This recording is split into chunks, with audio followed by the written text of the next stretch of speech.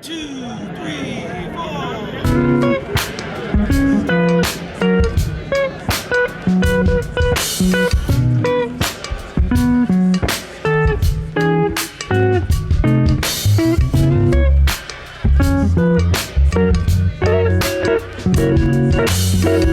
Hey there, podcast people. John here. You are listening to Season 2, Episode 9 of Make Moves. This episode features an interview with John Lee Dumas, the podcasting madman, creator and host of Entrepreneurs on Fire. That is consistently one of the top-rated podcasts in the iTunes world. He has released over 1,800 interviews. He releases an interview 7 days a week. This guy is supercharged. He's talked with people like Tony Robbins, Seth Godin, Gary Vee, Barbara Corcoran, Tim Ferriss. I mean, just top-tier talent that he's had a chance to talk to. And I think he's learned a lot, and he's also shared a lot. Aside from Entrepreneurs on Fire, he also has a small entrepreneurial empire of his own, including some planning tools that he sells, Freedom Journal, Mastery Journal, some little tools that, help people like you and me organize their thoughts and make progress towards their goals. He's got various online courses. He runs Podcasters Paradise, which is the #1 podcast community in the world. He's literally written the book on podcasting. His book, Podcast Launch, is the #1 podcast book on Amazon. And, all of this considered, he earns a 7-figure income doing this. And this is a guy who once was very much like, I was. He had a day job and he wanted something more. I did a little homework, and the story goes something like this. He graduated college in 2002. He was an officer in the U.S. Army. I think he did a 13-month tour in Iraq where he drove tanks around. When he got out, he tried to do what everyone told him he was supposed to do. He went out to go get a job. I guess he didn't like his first job. He tried law school, didn't like that. Got into real estate for a while. I guess maybe it was bad timing when he got into it.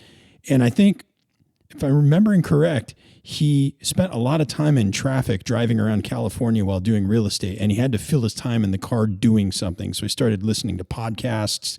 He got interested in podcasts about entrepreneurs, and he realized that most of the podcasts out there were released once a week. And he said to himself, I really need something to listen to every day. Who out there makes a podcast about being an entrepreneur 7 days a week?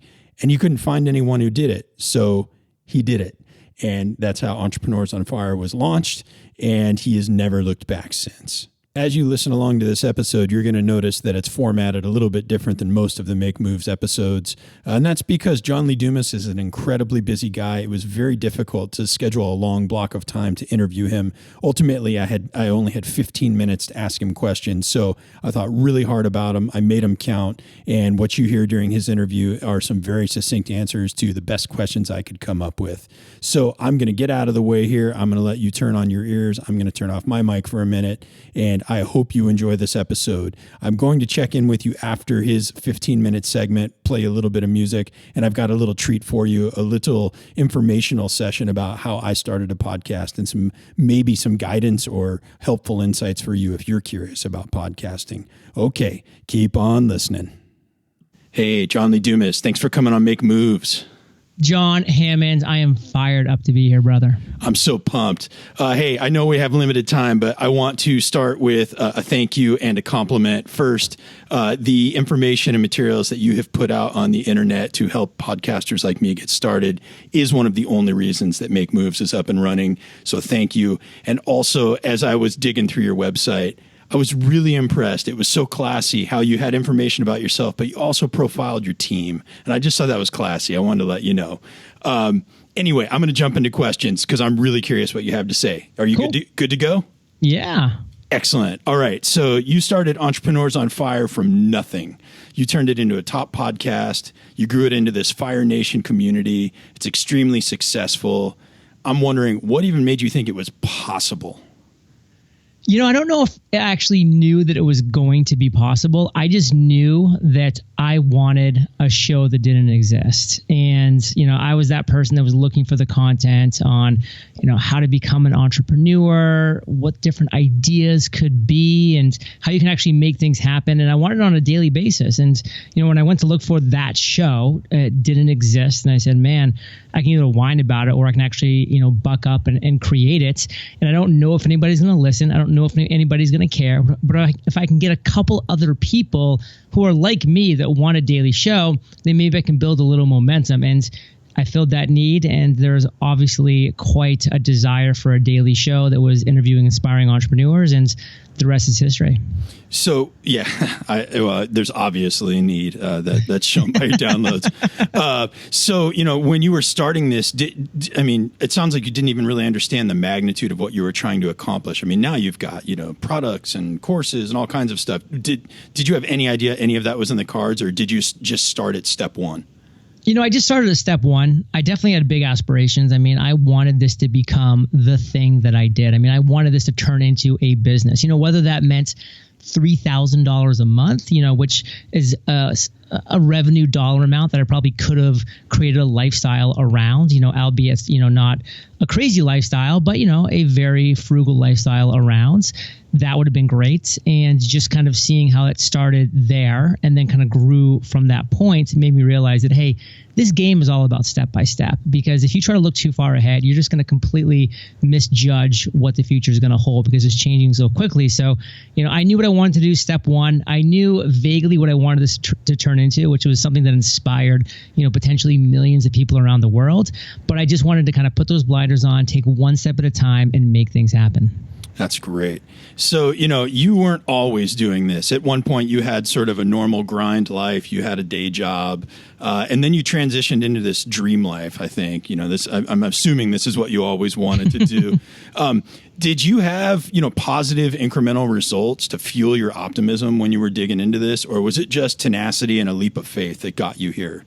No, there is definitely some positive results along the way. And I think that we have to look for the small wins sometimes. I think some people kind of look for those big, huge wins as the only milestones that there are on the journey. But the reality for me is, I had to appreciate the small things too. For the first 9 months, so 3 months pre-launch and then 6 months post-launch, I didn't really make any money. In fact, every month at the end of the month, I was in the red when it came down to taking out my expenses and anything that I was able to generate along the way. So I didn't actually go in the quote unquote green until month 10. So I had to look for kind of the small wins that weren't revenue based. So like, wow, I just had a conversation with Tim Ferriss. Like, wow, I actually just was featured in New and Noteworthy at the #1 spot in business. Like, wow, I was just invited to go speak at a conference on podcasting. Like, these are small wins that, in the big scheme of things kind of added up to what Entrepreneur on Fire is now. But, day to day, I could have just brushed it off and be like, yeah, but, Tim's kind of doing a bunch of podcasts now because his book is out, and I could have brushed it off. But I didn't. I celebrated the win for what it was and said, hey, I've kind of now created something out of nothing. What can be that next step? So I would definitely say celebrate the small wins. For me, that was a huge thing. And I think it can be, definitely a lesson for a lot of people. So sometimes, you must have had to take some big steps along the way. And I'm kind of wondering, when it's time to sort of double down and, I don't know, invest some cash or hire someone, what kind of thing was going through your mind when you were taking that next step? Yeah, my first big step was probably in April of 2013. So it was about the 6 month point. So again, now I'm technically at the 9 month point of 3 months pre-launch, 6 months post-launch. And I get approached kind of out of nowhere from this, this guy that emailed me and said, hey, John, I represent this network, blah, blah, blah. I think I can get you some sponsors for your show. And, I got a few emails like that before, but for some reason I kind of wanted to take this one seriously. So I jumped on the call with this guy. His name was Jeff from Earwolf. And he was running this company that was really nothing at the time. It had a couple comedy podcasts that they were kind of helping get sponsors. And that company's called The Midroll. And this was back in, again, early 2013. And we talked on a Friday. We kind of connected and he said, hey, by Monday, I think that I can get you sponsors for the following month. And that Monday he called me up. I could just kind of tell he was excited. And sure enough, that Monday he had booked out the entire following month. And that's a lot. There's 30 episodes per month for EO Fire. That means there's 60 spots per month because I do 2 sponsors per episode. And so that was a $12,000 month that he had finagled for me over the weekend, by getting sponsors and by having the right contacts. And that company's actually crazy. Like, I was the first business podcast that the Midroll ever took on. Now they've been acquired by Scripps, which is a huge media company. Now they have hundreds of employees and the, multi-million-dollar valuation. And it's kind of crazy to see where they've grown. Jefferson's kind of stepped back and kind of sold his interest in that for the most part. But, it really started with that conversation. That was the first big step that I saw with Entrepreneur on Fire, was turning from this podcast where it was really just kind of me like talking to entrepreneurs and maybe saying, hey, go check out my ebook, or hey, if you want a mentor about podcasting, obviously I've done it so I can help you out, to like, hey, now I have real sponsors that are paying me real money. I mean, $12K a month, I can live on that and then some. Right, that's an understatement. So, that was the first big money that I saw. And I said, okay, now it's time to double down. Now I know that this is going to work. Now, how can I increase the listenership at a massive rate? So I go from the $12,000 a month to now where I am, years later at $60,000, $70,000 per month. Man, that's pretty inspirational.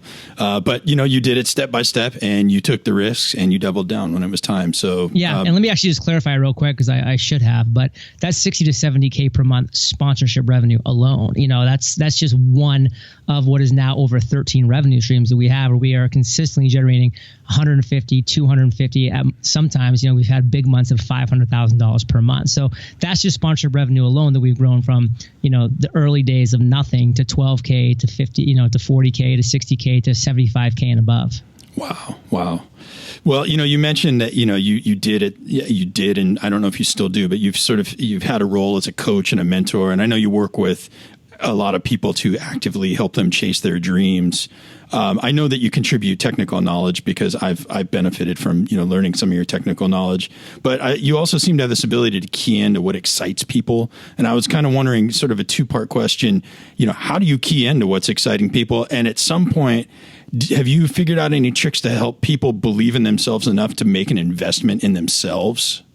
Yeah, I think a good way to say what people are really keyed into is curiosity. And so to answer kind of the first part of your question, for me, like, I know how to identify my own curiosity. Like, I know what I'm curious about, what I want to learn more about, what excites me, what really kind of triggers that curiosity factor. And so I just look for those things in other people. So I can kind of tell when their tone of voice changes, or when they kind of start talking a little faster about a topic, or, when they kind of linger on a topic a little longer than normal. I'm like, that's really a pretty key indicator that these people are incredibly curious about this topic. And, I love the word curious opposed to the word passion, which I think gets thrown around. Passion is great. If you can follow your passion and make a living, amazing. I've seen a lot of people take something that they're passionate about and unfortunately kind of squash that passion, because they've turned it into now something they have to get up and grind at every single day.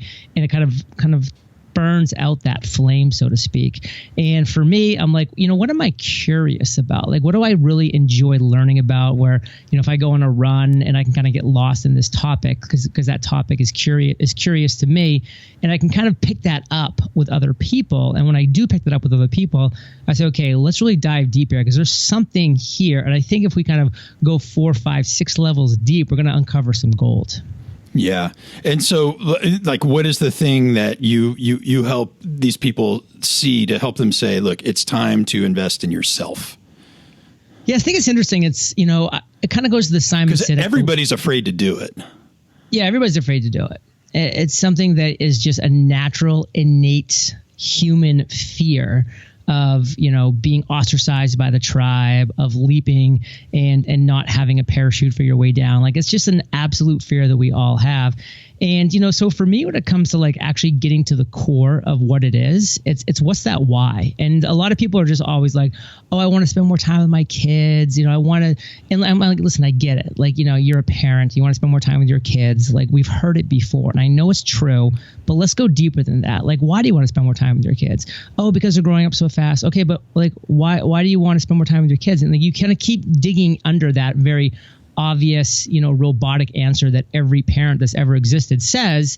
You kind of figure out, well, what they really want is freedom. Like, they really want freedom to be able to spend time with their child, to be able to go to the games, and to be able to go for a run and not feel guilty because like they're not spending time with their kid because they've already spent a lot of time with their kid. And their kid's like, Dad, I'm fed up with you. Like, get away from me. Like, okay, good. I want you to be fed up with me because I want you to be spending that much time with you, and really having that freedom to say, this is what I want to do, and I'm able to now do it because of the lifestyle I've created, because now I'm creating the content, the audience, the products and services that are allowing me to do what I want to do when I want to do it. It's going to continue to be hard work, but it's hard work that's worthwhile doing because you're focused, you're making it happen, and you know your why.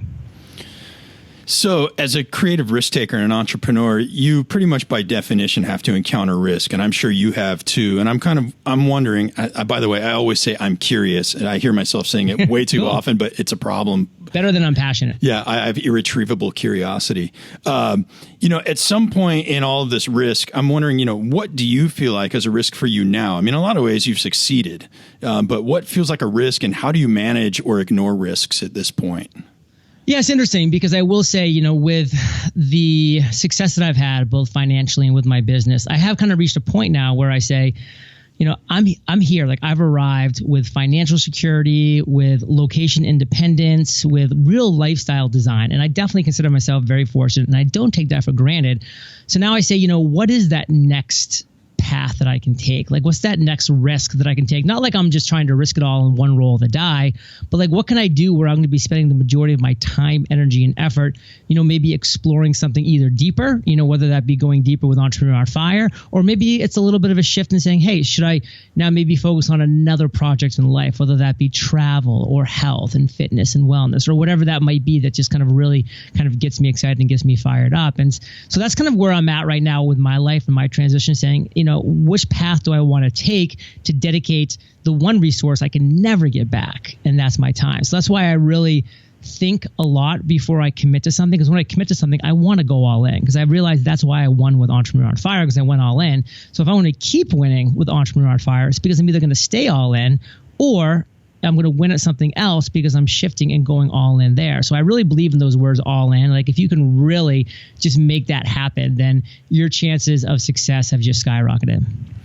Well, do you have time for one more question? Yeah, absolutely. Great. So you've amassed an enormous amount of real world knowledge because you've done a lot of the things that you're helping other people and other seekers like me to do. You put out free videos, you've got courses. And I wonder, do you ever feel like you're creating your own competitors, or do you just focus on the joy of watching people operate at their highest potential?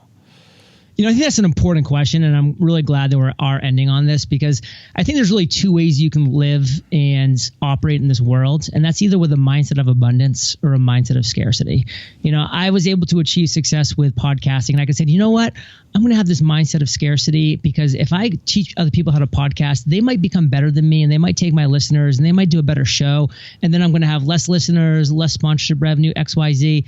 And that would have been a mindset of scarcity, thinking that just because somebody's taking a bigger piece of the pie, that my piece of the pie is potentially smaller. Because what would have happened, John? Someone would have came along and they would have created their version of Podcaster's Paradise, and they would have crushed it, just like I was able to crush it with Podcaster's Paradise, because I live in the mindset of abundance, where I say, hey, what can I do to help as many people as much as possible? And for me, that was Podcaster's Paradise. I was teaching people how to create, grow, and monetize their podcast in a very similar manner that I had. And so when I was able to create that community and share with people that this is why I created it and this is what I wanted it to be, now fast forward 4 years later, over 3,000 members have joined. Over $4 million of revenue has been generated, and more pouring in every single day. That's all because I had that mindset of abundance. Whereas I've been like, hey, I'm just going to try to hide all this information about podcasting.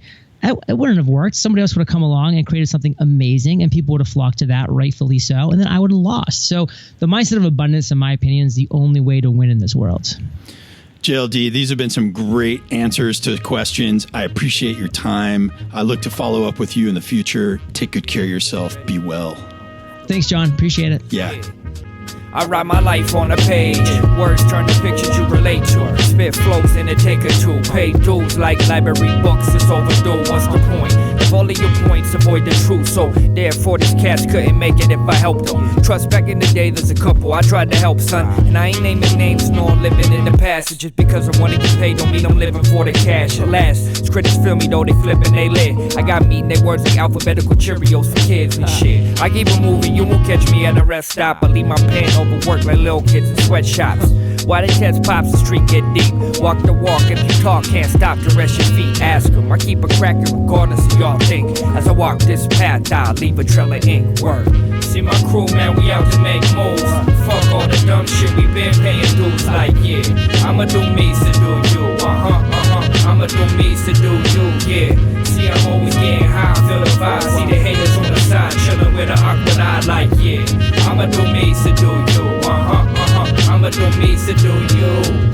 You are listening to the song Ink Trails by Sinuous off of his album Throwbacks. And if you dig this kind of music, I encourage you to dig around and see if you can find Sinuous's other album called The Jazz Council. It came out around 2005 or 2006, something like that. Super dope musician. I think you'll enjoy it. Blessing in the skies that hit your eyes, giving you a brand new mix. Even had you singing the blues for a minute, it's how it is. When life hits hard, adults start to act like kids. On the strength that they know what it is. All right. I'd like to thank John Lee Dumas for coming on the show.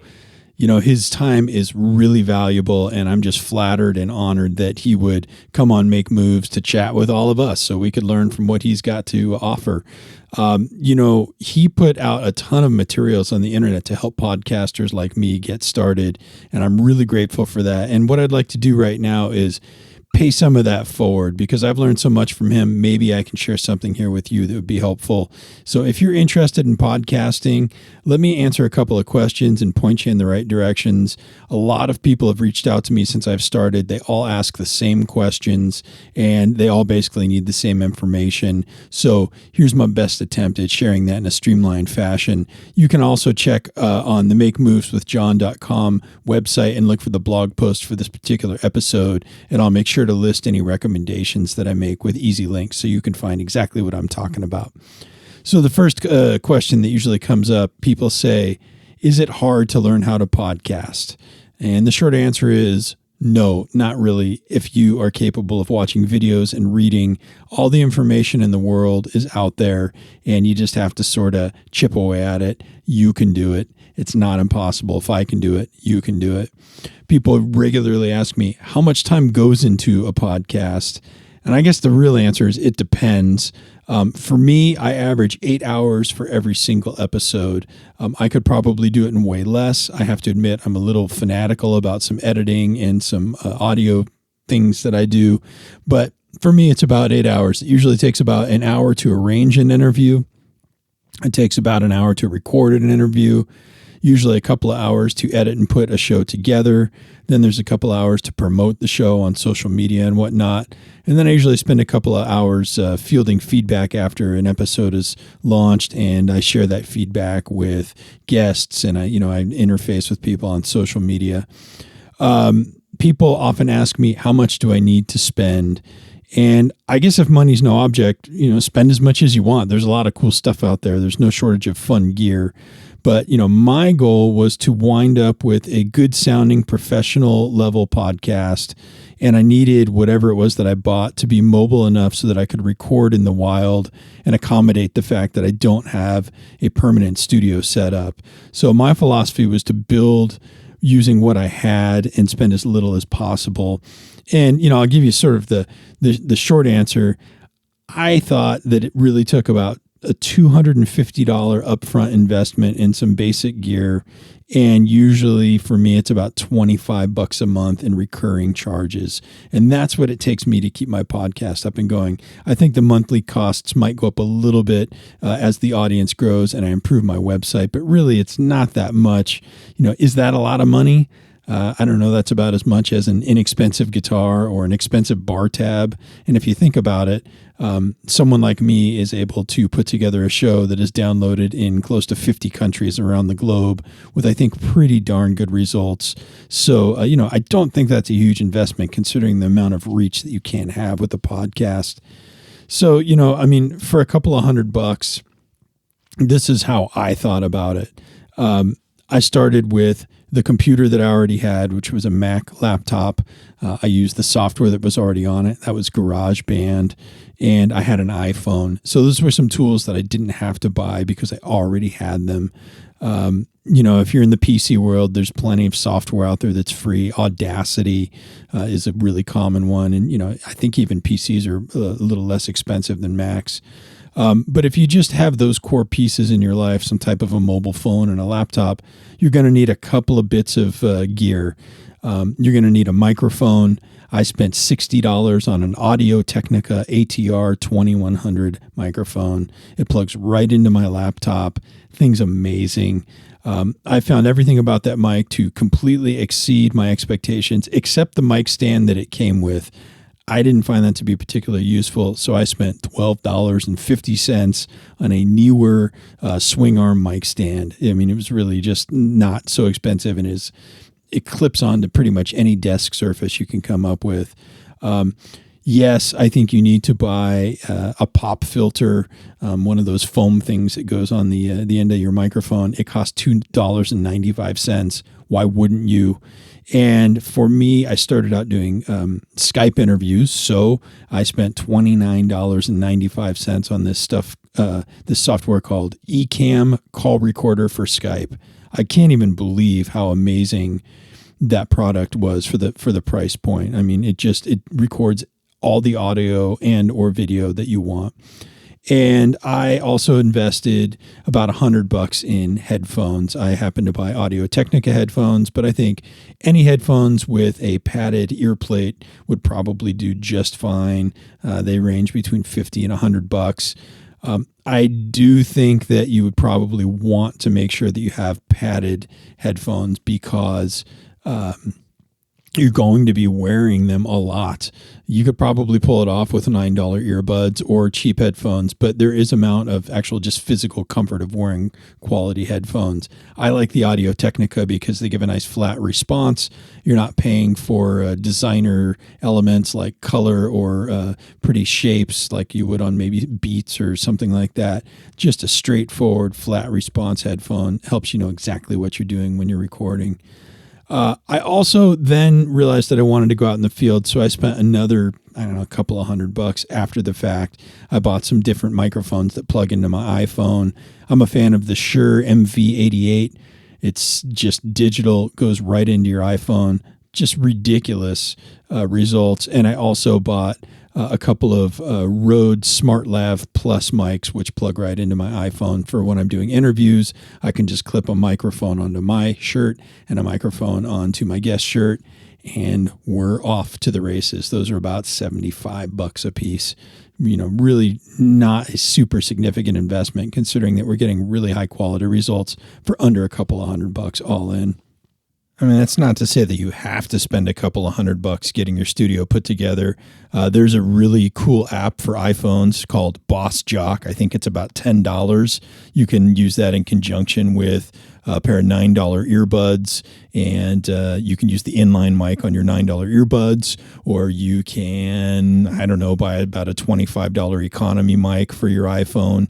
That would work too, and that's under $50, and you're in the game. I don't think it would sound as good as maybe a slightly larger investment, but if that's the thing that's preventing you from starting, don't wait. Just get going. You can always buy more equipment later.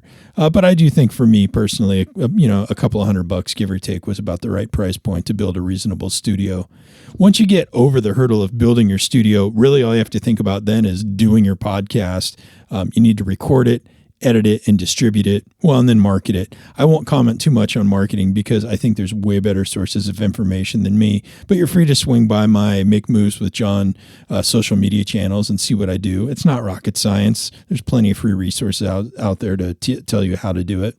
But I do realize that the question of how do I start and launch a podcast is kind of a daunting question. And quite honestly, I think the best resources out there, the ones that got me started, and I looked at a lot of stuff, I think the best resources out there are John Lee Dumas's podcast launch series of videos. I will provide a link to find those in the blog post for this episode. You should swing by and check it out. You basically put in your email address, and every day for 15 days, John Lee Dumas sends you a short video that tells you how to take the next step. And if you just listen and follow along and do what he says, you will be successful. He gives it to you step by step. It's not hard. It's palatable chunks of information. I really think that anyone can do this. Again, if I can do it, you can do it. And the information he provides is just invaluable. I mean, he tells you how to sort of skew your rankings in the iTunes store. This is a lot of insider high-level stuff that is just out there for free. I don't think there's any better resources out there than the ones that John Lee Dumas puts out. And if you're really serious, you might even want to check out his Podcasters Paradise online community. It's the largest online community of podcasters. Ton of information exchange, a lot of peer support and mentoring that goes on there. I think it's quite a good investment if you're really serious about launching a high quality podcast. I think I think the majority of the new and noteworthy podcasts that pop up in the iTunes store are usually from podcasters that get a lot of insight in Podcasters Paradise, which is, again, that online community. I'm going to close up here with just a few observations and tidbits that I think you might find useful. The first, maybe I'm getting a little bit ahead of you here, but sooner or later you're going to have a podcast and you're going to have to find some way to host it on the internet. I'll save you the hassle. I've done the research. There's a bazillion different options out there, but the best one that I found and what all of the major podcasters seem to use is Libsyn, Libsyn. Again, there'll be links in the blog post so you can easily find this. It's basically a podcast hosting service. You can start at $5 a month. I usually pay about $20 a month. The service that they provide is excellent. There are no long-term contracts. You can change your plan whenever you want. So you can go from a larger plan or a smaller plan to host more podcasts or less podcasts, more data usage or less. I mean, it's simple to use. All the pros use it, and really for $5 a month, why wouldn't you just start with the best? It integrates beautifully with social media. It helps you post your podcast to all of the different podcast aggregators like iTunes or the Apple Podcast app or Google Play or Stitcher Radio. I mean, it's really just a super incredible tool. Starts at about $5. I think if you're serious about podcasting, you'll probably wind up with a website for your podcast. I don't think it's required. Social media goes a long way, and really what you want people to do is download your podcast. And there's a lot of places you can get them to do that other than your website. But I think most serious podcasts wind up with a website. And from what I can tell, everyone either uses Squarespace or WordPress. I did my first website on WordPress for $19. Not very expensive to get started. It's not the most incredible website you've ever seen, but it gets the job done. As I'm getting more sophisticated with my podcast, I could see maybe spending $100 a year on a website versus the $20 that I spend. But I do think you can get something at a pretty economical price point no matter what your goal is. And, speaking of goals, I do realize that there's a lot of different possible goals for having a podcast. Everyone probably has their reasons. It's not for me to tell you what your goals should be or what your motivation should be for having a podcast, but I will tell you that it is a beautiful art form.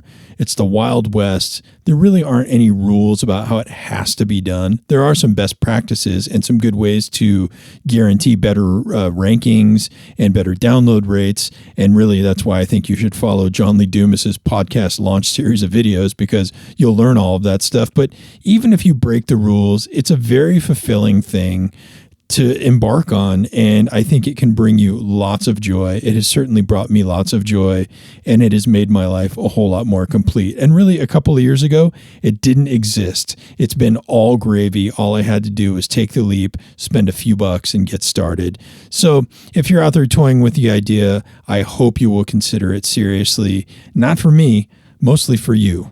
There's enough room out here in the podcast world for all of us, so I do encourage you to just get started. Okay, if you guys have more questions, you can go ahead and reach out to me via email at info@makemoveswithjohn.com, or I'd be happy to connect with you on social media. Just search Make Moves with John. You'll find us on all the regular social media platforms.